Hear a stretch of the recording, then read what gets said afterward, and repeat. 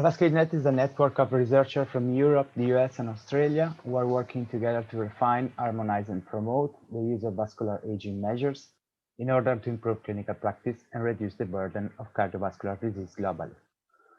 Before we get started, I would just like to run over a few housekeeping points. Firstly, your microphone should be muted. If not, please make sure it is now.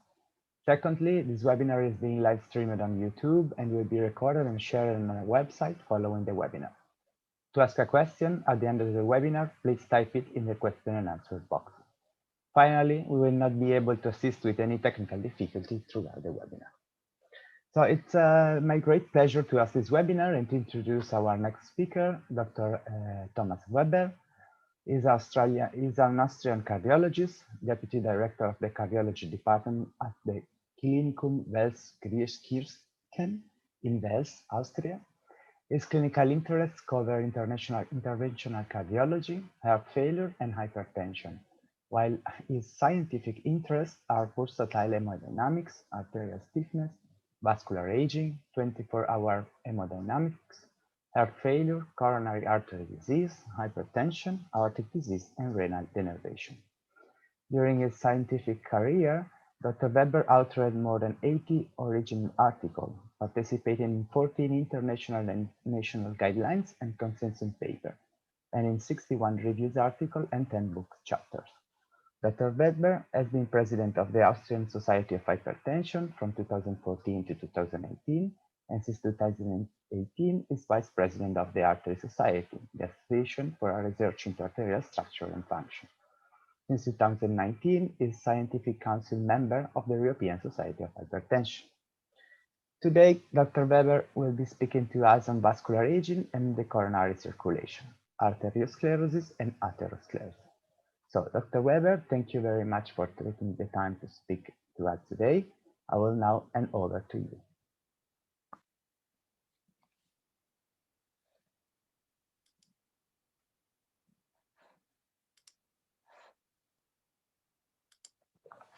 Please, Dr. Weber, you can share your screen and start the presentation. Not yet. Sorry, Andrea, not yet. The screen sharing is not yet working. I try. You have a share your screen button on the bottom. Oh, the host has deactivated screen sharing, it says. I guess now you are allowed. Ah, now, yeah, now it comes. It took some time. Fault. No problem, no worry. So, good morning, everybody. Thank you for the kind invitation. It's my pleasure to speak to you to something which took some time for me, which raised my interest for 15 years or so, which is vascular aging and the coronary circulation, arteriosclerosis and atherosclerosis.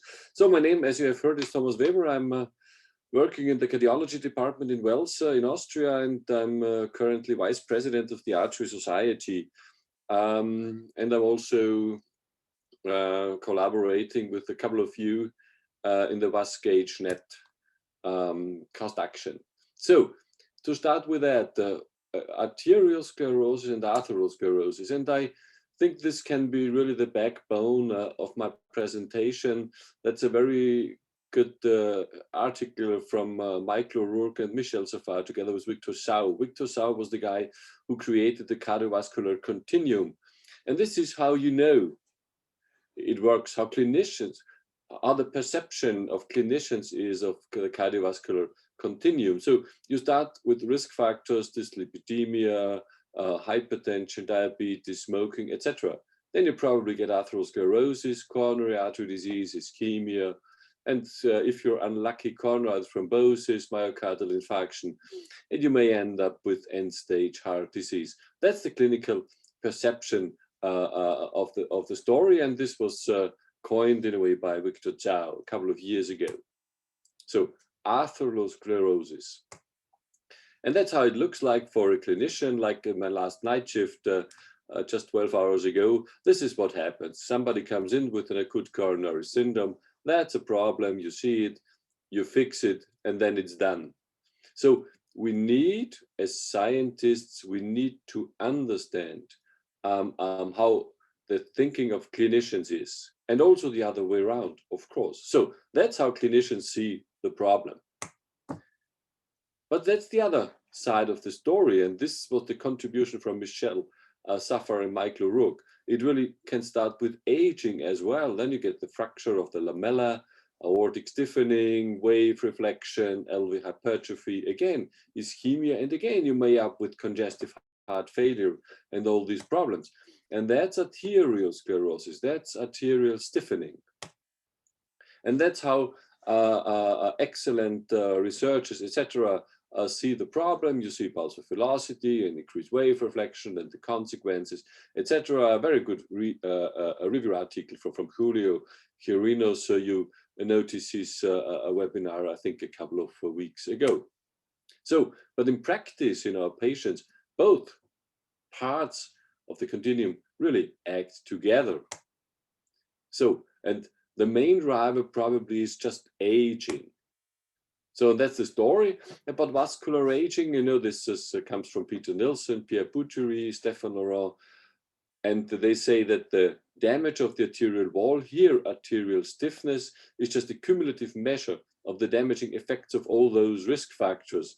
And here arterial stiffness, but it can be another problem as well. It can be atherosclerosis as well, just increases, and then at some moment the cardiovascular events begin. And when you have EVA, the early vascular aging, you need ADAM, like you see here, to counteract in a way. And the very interesting thing is here, although the article is about vascular aging, about arterial stiffness, you know what ADAM means here, the acronym? It's aggressive decrease of atherosclerosis modifiers. So again, you see here, these things counteract, and that's the story. So when you start with aging, what about arteriosclerosis? What do we know? So the most robust, the gold standard measure, so to say, of aortic stiffness is aortic pulse velocity, and it is true invasive aortic pulse velocity. And that's a thing you can measure easily with invasive methods. You just put in a catheter into the ascending aorta, and then you pull it back to the bifurcation. At that time, we did the angios from the femoral approach. It was very easy. You record the pressure curves, you record the ECG, and then you get a travel time. You just look for T1 and T2. And when you have the catheter in, you just mark it here with a stick. You mark it again at the bifurcation, you pull it out, and with a simple tape, you can measure travel distance. So that's very robust, that's easy, that's highly reproducible, and we did it in more than 1,000 individuals. So that's the true gold standard of invasive aortic stiffness, invasive aortic pulse velocity. And you see here that there is what happens with aging. There's an increase of pulse velocity, and you see that it's more than linear when you look at the line in the younger individuals and the older individuals. So that's a more than linear increase with increasing age, and this is something, yes, it's known, but you need to keep this in mind. The same kind of increase you also have for non-invasive measurements, carotid femoral pulse velocity, and these were cross-sectional studies. Now we have a couple, not many, but a couple of longitudinal studies, which investigated not only cross-sectionally, but longitudinal, the increase or the change of these measures with increasing age. One here was performed in Sardinia by Angelo Scuderi and co-workers. And you see here with increasing age, the increase in pulse velocity in men and in women, and note that the increase is higher in women than in men. Here, this is the statuette of Asclepios, and of course that's the Asclepios study published the longitudinal results quite recently. And here you see again the increase in pulse velocity, and you see again it's even more than you would have predicted in a way from cross-sectional data, and it's higher. The increase is more in women than as compared to men. And here, that's a very huge study performed here in the city of Changsha in China, in more than 80,000 healthy subjects. They had a cross-sectional and the longitudinal part, and again, and it's a brachial ankle pulse of velocity, but also a measure of arterial stiffness. And you see, again, it's not a linear, but it's a more than linear increase of this measure with increasing age. And again, women have started with lower values, but then they catch up, and in the end, they have more increase of all these measures as compared to men. And that's pulse pressure, a more simple brachial pulse pressure, a more simple measure of arterial stiffness, surrogate measure of arterial stiffness here in 4 large studies from the US combined. And you see again, it's more or less not much of an increase up to the age of 40, 45. And then there is an increase. And again, the increase is more pronounced in women as compared to men. That's what we did. We using data from the Heinz-Nixdorf recall, a study which is performed in the area of the Ruhr in Essen in Germany, which is famous more for steel companies, etc. So again, this was cross-sectional data across the whole lifespan. And here you again see the pulse pressures, the increase in the brachial pulse pressure starting at 55 or so, and the increase in central pulse pressure starting at younger ages, here again in men and in women. And that's also cross-sectional data here in the Anglo-Cardiff study. So in East Anglia and in Cardiff in Wales, performed by Carmel McInerney, Ian Wilkinson, John Cockcroft, and co-workers. And what you see here in cross-sectional data, there's a clear increase in measures of wave reflection. Here is our augmentation index. Here is pressure augmentation, and you have higher values of always of women as compared to men. But there's a clear increase more or less across the whole lifespan. Maybe there's a flattening off in older individuals. We had the same findings here in the Heinz-Nixdorf recall study. Women have higher values as compared to men, and there's a clear increase with some flattening off of these parameters here, augmentation index here, reflection magnitude, amplitude of the backward wave. There's a clear increase and some flattening off, but no decrease whatsoever. This is interestingly now counteracted or mirrored in a way by longitudinal data, which is very interesting and not easy to understand. So to say, by this recent data from the Asclepios study, they have 3 different measures here of kind of wave reflections, and here the amplitude of backward wave. And you see, if you look at these data longitudinally, you always find a decrease of these parameters across the next years for the same age groups, not an increase, but a decrease. So I think in the end, we need to understand what this means, but it's interesting to note in a way and needs to be replicated in other studies. So, but it's not only arteriosclerosis, as I have told you, it's atherosclerosis as well. And this has been studied here in South Tyrol, in the city of Bruneck, a couple of years ago now.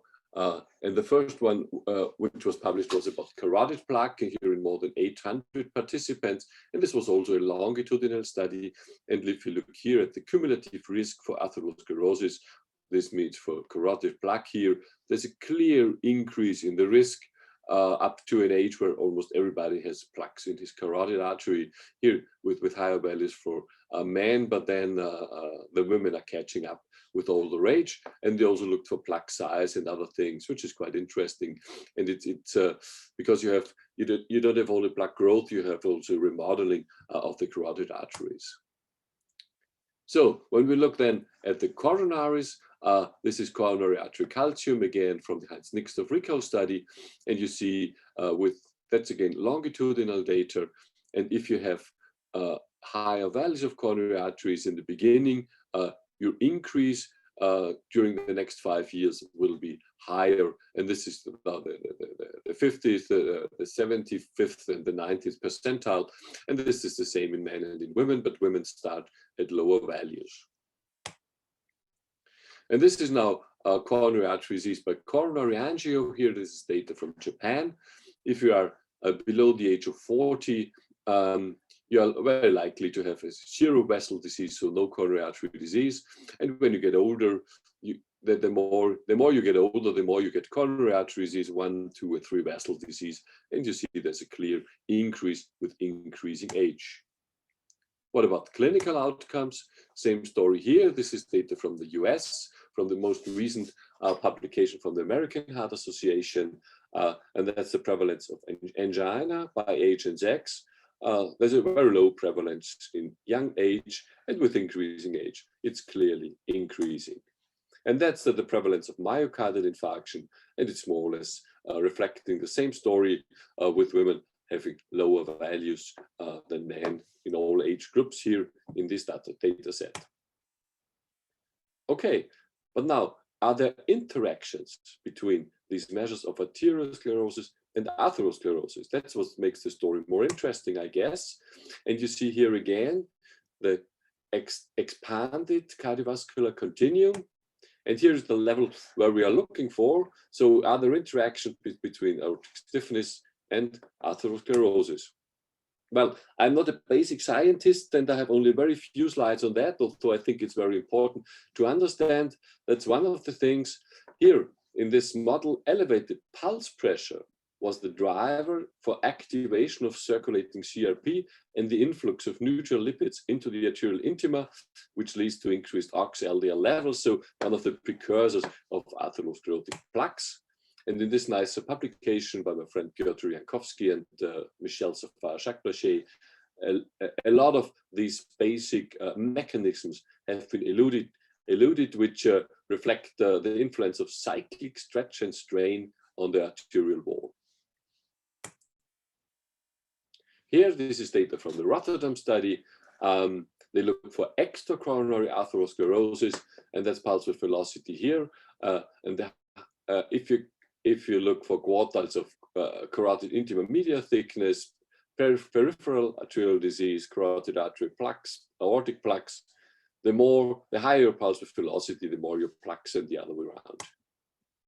And that's again coronary artery calcium. Here, I guess that's from the MESA. The higher your pulse width velocity, the higher will be your coronary artery calcium score. Here, was an invasive study again from Japan. They looked for the augmentation index and divided patients by augmentation index into quartiles. And the higher the quartile, the more the likelihood of having coronary artery disease, or the higher the odds ratio, if you like. And this was multiple adjusted.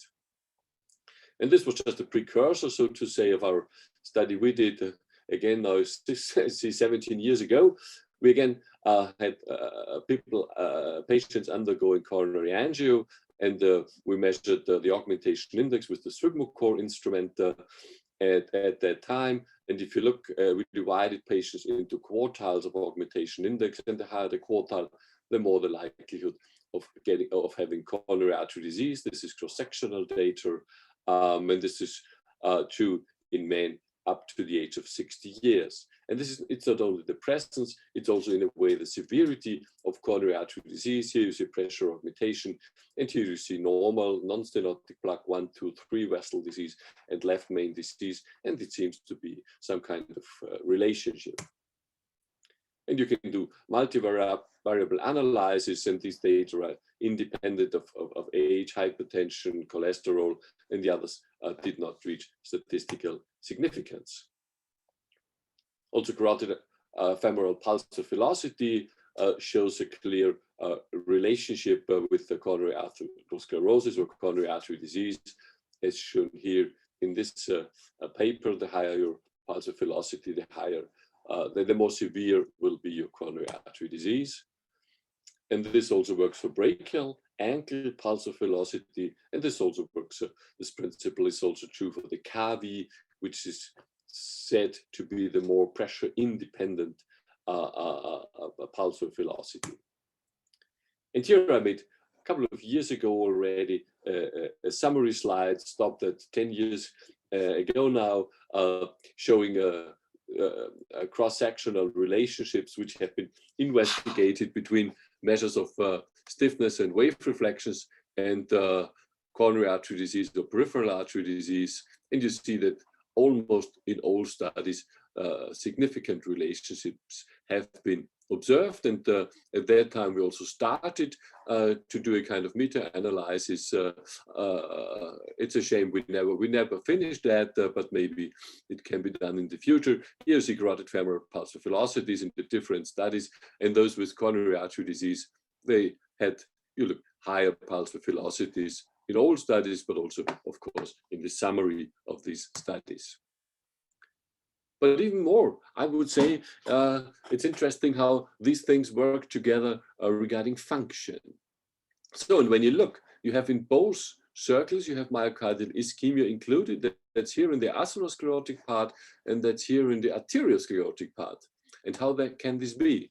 Well, if you look at this as a kind of simple clinician, you look about plaque, you look about plaque size, and this is intravascular ultrasound. You can even characterize the plaque, you can measure the plaque, etc. You can measure the stenosis severity, and this is animal data, but this is also true for humans. So when you come to a diameter narrowing of a vessel of roughly 75% or so, your maximum coronary flow will drop. And if you come to a severity of 90%, also your resting flow in the coronary artery will drop.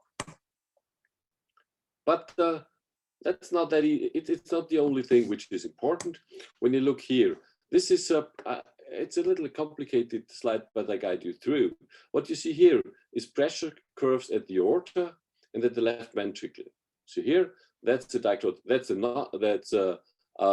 systole, that's diastole, and you know that myocardial oxygen demand, you can calculate that's the tension time index, depends on heart rate, contractility, wall tension, and basically it's the area under the curve of the systolic pressure here. On the other hand, myocardial oxygen supply, blood flow in the coronaries, depends on the lumen of the coronaries, diastolic duration, again heart rate, and perfusion pressure, and you can summarize this at the area under the curve in the diastole.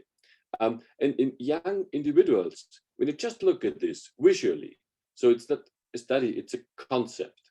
When you look at this visually, it seems to be nicely balanced. The oxygen demand to supply ratio in the heart, in the coronaries. When you look at the same figure in elderly individuals, you see that the pressure curve really increases in systole, that's wave reflections, that's isolated systolic hypertension, etc. So you have high systolic pressure, you have low diastolic pressure, and this really may shift your nicely balance towards ischemia in the end. So that's the concept, and I show you on what findings this concept is based. So that's pressure and flow in the coronary arteries, and you know this is completely different to all other regions in the body, because you see the pressure curve here, that's normal, but you see the flow curve here, and you see that the major amount of perfusion of the heart occurs during diastole, which is pretty clear because when the heart is contracting, the flow is stopped. That's the basic concept, and that's the big difference from all other organs. And then you can go more into detail, like Justin Davis did here, to do wave intensity analysis, and you see that during systole you have a forward traveling pushing wave, and during diastole you have a kind of backward traveling suction wave. And this is again when you have simultaneous pressure and flow measured. You can do this with instruments within the coronary arteries invasively now more or less easily. So with left ventricular hypertrophy, something you know that there's a tendency towards ischemia in this situation. The diastolic suction wave is decreased, and this possibly leads to a greater dependence of coronary flow on the systolic pushing wave. Remember, you will see this again a couple of slides in a completely different experiment. This is an animal experiment which nicely shows how atherosclerosis and arteriosclerosis work together with detrimental effects on myocardial ischemia. These were open chest dogs, you see here, and within the or around the LED and the circumflex, there were probes measuring flow in these coronary arteries, And within the circumflex, there was a stenosis. They produced a stenosis by banding. And then the ECG and the pressure and also segmental shortening was measured at rest. The same was measured during pacing, and nothing happened. There were no ECG changes in the circumflex or LAD whatsoever, and also segmental shortening in the circumflex was preserved. And then they did a second step of the experiment. They made a bandage, a stiff bandage around the aorta, making the aorta stiffer. And then again, during at rest, nothing happened, but with pacing, you now have ischemic ECG changes in the area of the circumflex, and you have a decreased wall motion in the area of the circumflex. Meaning, if you have both problems, if you have a stenosis and if you have a stiff aorta, then you're really prone to get ischemia. Same story again, or even a little bit more complicated, again, open chest dogs with a native aortic thoracic aorta here, bypassed by a stiff tube. And the flow could be directed in the aorta and in the tube. So two options. And when you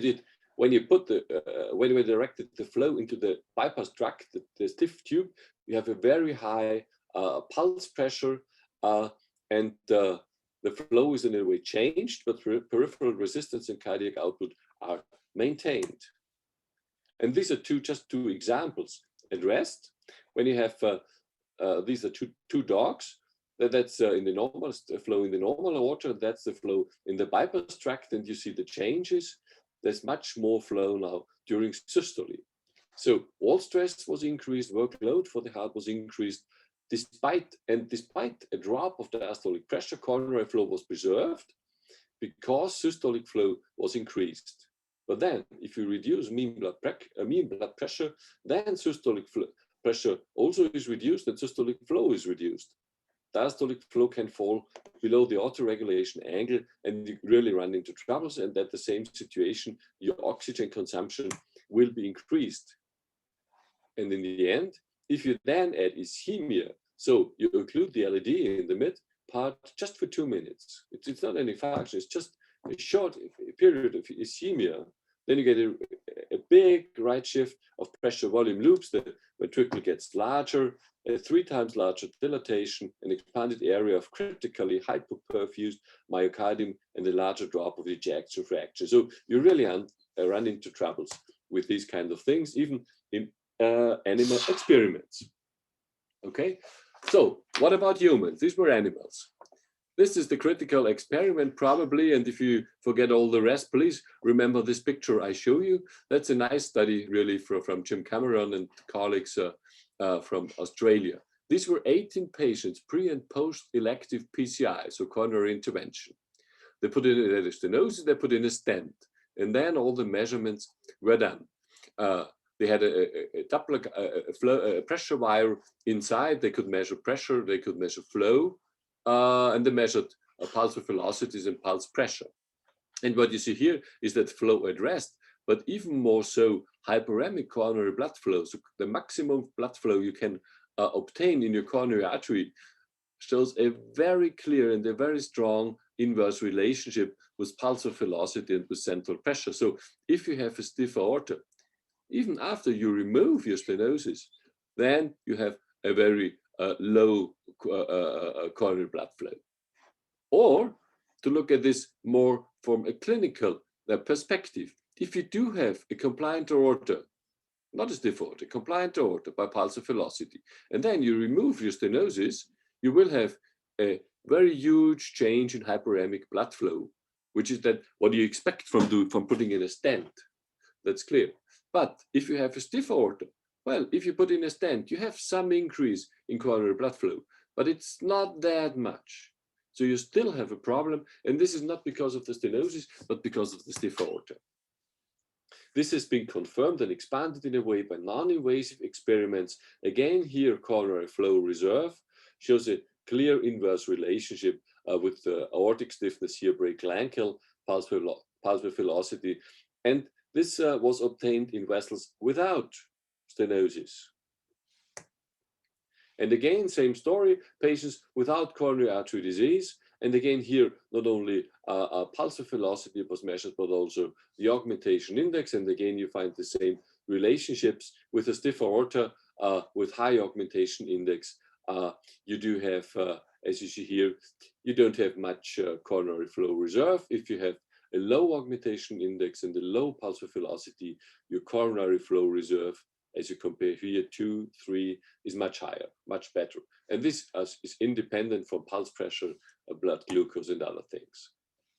In this study from Greece, they looked, they built the rock curves to look for predictors of having a low and impaired coronary flow reserve. Below 2 is a normal cutoff value, and if you can improve the model prediction if you add pulse velocity. Here, more simple things. They put patients, roughly 100 patients with coronary artery disease, 1, 2, 3 vessel disease on the treadmill exercise test, and the outcome was the time to a certain amount of ST segment depression, the so-called ischemic threshold, if you like. And again, the augmentation index was an independent predictor of the ischemic threshold. If you have a higher augmentation index, you will earlier get to your ischemic threshold. And this was, of course, additive to the number of diseased coronary vessels, etc. Okay, then, what about outcomes? Does this also lead to changes in outcomes? Yes, it does. And which outcomes are we looking for? We look for myocardial infarction, sudden death, congestive heart failure, end-stage heart disease, these kind of things. And they are put in the middle in this very nice paper. And this is really where both detrimental actions, so to say, add. And you see these combinations of athero and arteriosclerosis, even in the titles of our important papers here by Pierre. Aortic stiffness is an independent predictor of primary coronary events in hypertensive patients. So here you have the stiffness, here you have the atherosclerosis. These things really interact all the time. And here again, that's the bench-lobe meta-analysis about the predictive value of aortic pulse velocity, an individual participant meta-analysis, very nice work, very well done. And what is predicted? Coronary heart disease is predicted. So again, atherosclerotic events are predicted by arteriosclerosis. You can use, of course, also other measures of, so to say, arterial aging. You can use coronary artery calcium. Here in this combination work of Misa, Heinz Nixdorf recall, and Dallas Heart study. And if you use coronary artery calcium, you really can improve risk prediction as shown here. And this is online. And I think it's quite often used, the Misa coronary artery calcium risk calculator. So you can go online to the website, and this will predict really your risk of getting an infarction. This is very important work. I like it very much from Peter Nilsson and his group, because they used here not only atherosclerosis, they used not only arteriosclerosis, they combined both measures in a kind of vascular aging index and used this to predict, again, cardiovascular disease events. And really, they showed that this works. You can use only one, okay, you can do. We used here wave reflections in our population here. Those were more than 260 patients following a coronary interventions. And if you have higher amount of wave reflection, here by tertiles of the heart rate corrected augmentation index, you will have a higher amount of events. And this is independent of a couple of other things you normally add to your models. Here, the pulsatility, this also has been shown of the ascending aorta here, which is the definition of pulsatility. So pulse pressure, again, by mean blood pressure. The higher your pulsatility, the higher your event rate. You study data from Japan. This is, again, data from Poland, from my friend Piotr. Mean blood pressure is not so much a predictor of cardiovascular events in coronary patients, more than 1100 here, but pulse pressure is, but the best is if you combine both to a kind of measure of pulsatility.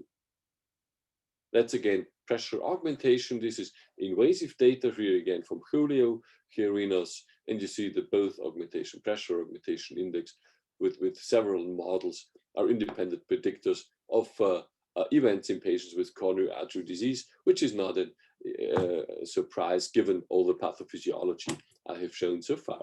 This is again from our population here, more than 500 individuals undergoing coronary angio, and you see the Kaplan-Meier curves here, again for augmentation index, pressure augmentation, like here, the heart rate corrected, and also for the return time of the reflected wave. And we did a lot of analysis, but all the predictive value of all these parameters was independent of brachial blood pressure, which is the important thing here and here. It works also in patients with normal blood pressure. And if you do further analysis of your waves and you do perform wave separation analysis, the amplitude of the backward wave was a nice predictor here in this now more than 700 patient population, again, independent of brachial, systolic, diastolic, or mean blood pressure.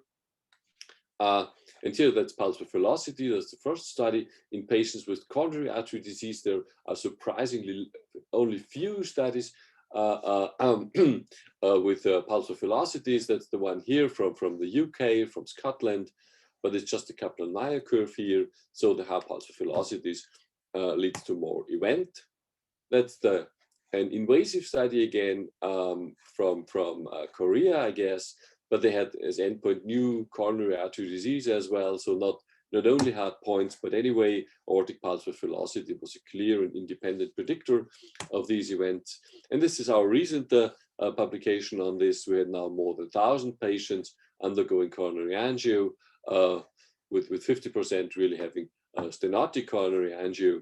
And what we observed is that invasive pulse width velocity was a predictor of combined cardiovascular events. Interestingly, also the estimates, several estimates, had more or less the same predictive value.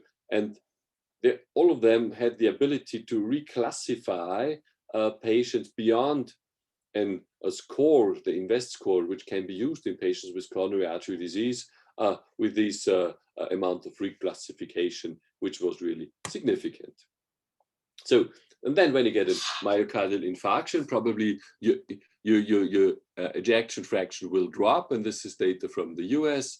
And if you have a stiff aorta, the drop per gram infarct size of ejection fraction will be higher, so you will have a worse outcome with the stiff aorta after a first myocardial infarction. And again, this has been also shown in Austria here by aortic pulse width velocity measured by MRI, data from Innsbruck, and they had it was a small study with a small amount of MACE. These were really hard events: death, myocardial infarction, stroke, heart failure. And again, you see the Kaplan-Meier curves here. If you have an increase in pulse width velocity, you will have more events. Okay, then is now everything clear? So that's a good question. Obviously not, because we have a lot of questions. One is, if we like to measure vascular aging, we have a lot of possibilities how we can do this with atherosclerosis measures, with arteriosclerotic measures, whatsoever. What's the best measure? It's not so sure. Together with Christopher, we summarized this very recently. And the findings can be also a little bit provocative.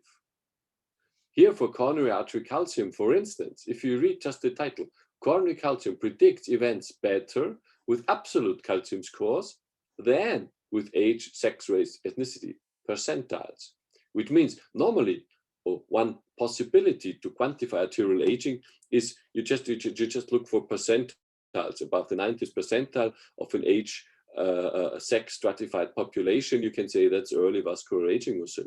But the question is, if this is the best predictor, and interestingly here in these data from MESA, it was not. It was just the normal values, 1 to 100, 100 to 400, above 400. That's the usual classification or grouping of coronary artery calcium. This worked much better than if you looked for percentiles. for instance. So for the predictions of cardiovascular events. The other thing you can do more complicated measures, like Rosa Maria Bruno now recently did in this trial with Peter, Pierre, Stefan, and all the others. You can calculate your vascular age as the predicted age in a multivariable regression model and include a couple of things: sex, smoking, height, heart rate, pulse velocity, blood pressures, treatment, cholesterol, glycemia, etc., etc. So the most important were blood pressures, but also pulse velocity, and then you can calculate your delta age. But this is not simply above the 90th percentage. It's a little bit more complex method, and it works. For EVA and also for supernova, this delta age works, but it's a completely different way to classify your vascular age. So I have shown you, just in a nutshell, that arteriosclerosis and atherosclerosis are closely linked with aging per se. They're linked in the coronary circulation with respect to anatomy and function. They're linked with coronary outcomes in the population, and they're linked with clinical outcomes in patients with established coronary artery disease. And having said this, let me invite all of you to the next artery conference, which will be held in October, as you see here, as a hybrid meeting with online events and also with in-person meeting in Paris, in France. Thank you very much. Thank you, Dr. Weber, for the very interesting overview. For all those attending, thanks for attending. And if you want to ask any question to Professor Weber, you can type them on the question and answer box. Okay, so now, yes. Okay. Can you hear me, Professor Weber? Yes, I hear you. Okay. So I will start with a question, and then I will pass to you the question from the attendees. So thank you for the very interesting overview, very interesting and very well presented also. So one first question will be about the assessment, the invasive assessment of pulse wave velocity in the aorta. So as you clearly showed, there is an added value in the quantification of pulse wave velocity, and invasive measure is no doubt the best one. But apart from a limited number of centers, this is not done quite often in practice, no? And despite there are many people, unfortunately, undergoing coronary artery intervention or diagnosis, so there are many pressure catheters entering the aorta in the population. So my first question will be, how do you do this, and how long does it take, and why do you think it's not that used in the practice? There are a couple of questions. We don't do it anymore because you can do it.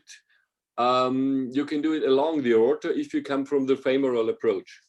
And as you probably may know, most cardiologists recently have switched to the radial approach, which means that you have the aorta just in the radial and the brachial artery, which doesn't make sense. You don't have much of the aorta anymore within the pathway of your catheter. So we stopped doing this, and we did it just for research. This is absolutely true.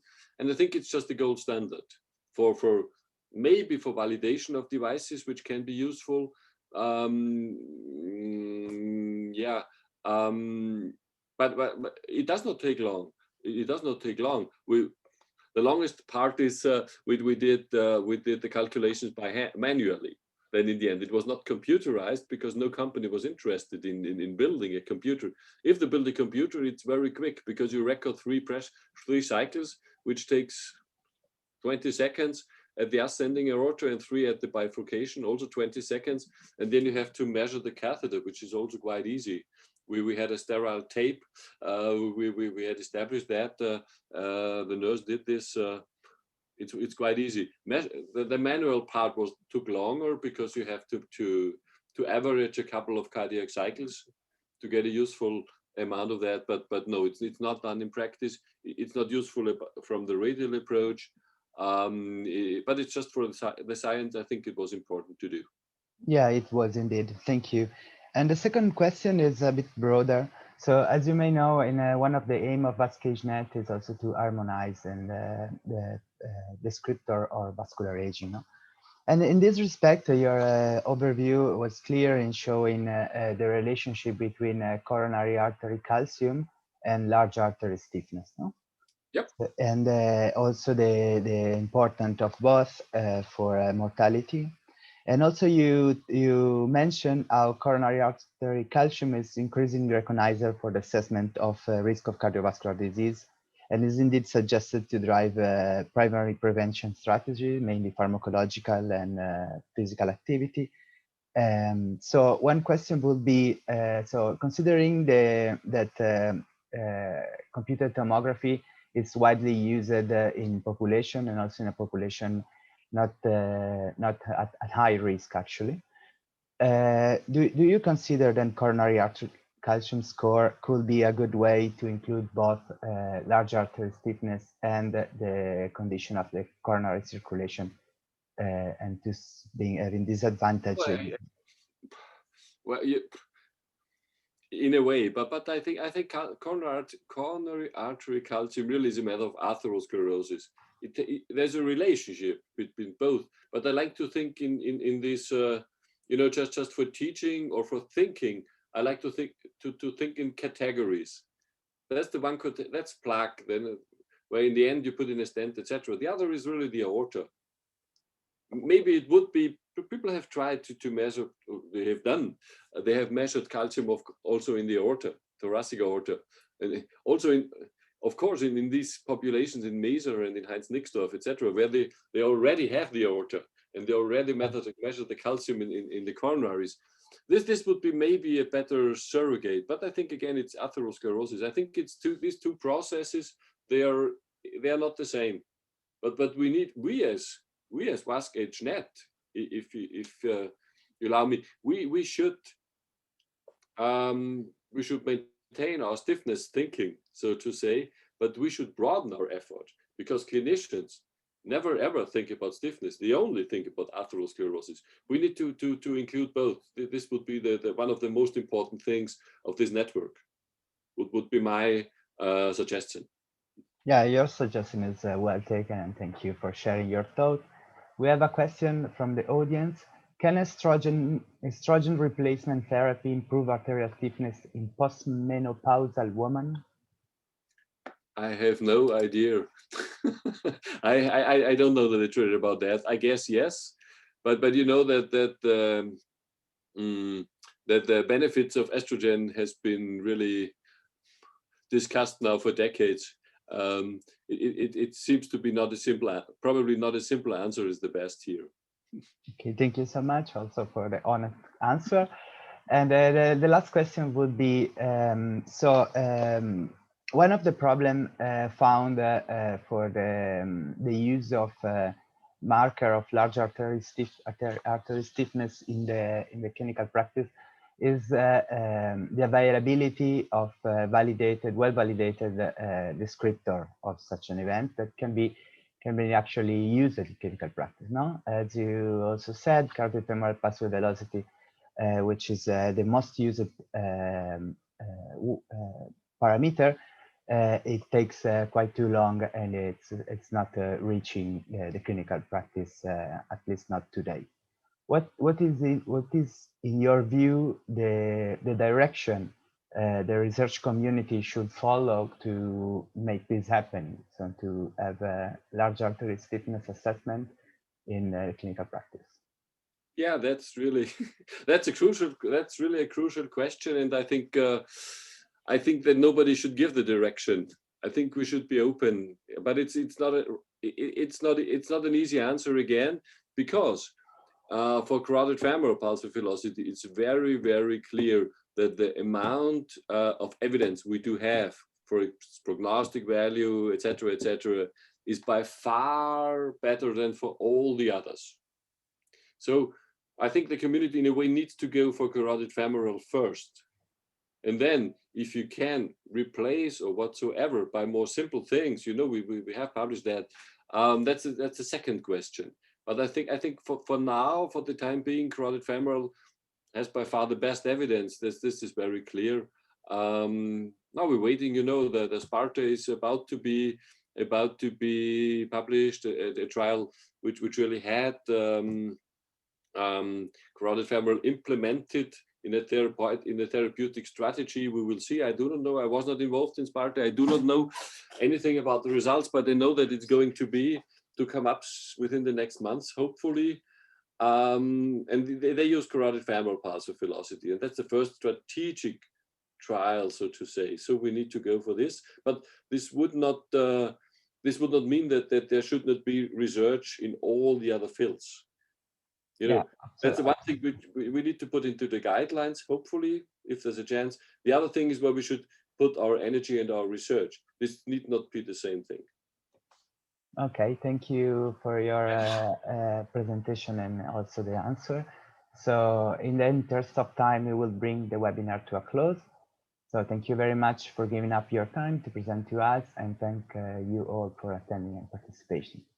So we'll be hosting future webinars every month throughout 2021, and we are delighted that the next one will be presented by Professor Alta Schutte on the 22nd of June, and the topic will be, will the routine measurement of vascular aging be implemented into clinical practice? A topic which is recently mentioned by Professor Weber. So we look forward to welcoming you then, and from Dr. Weber and I, goodbye and see you the next month. Okay, goodbye everybody. Have a nice day. You too.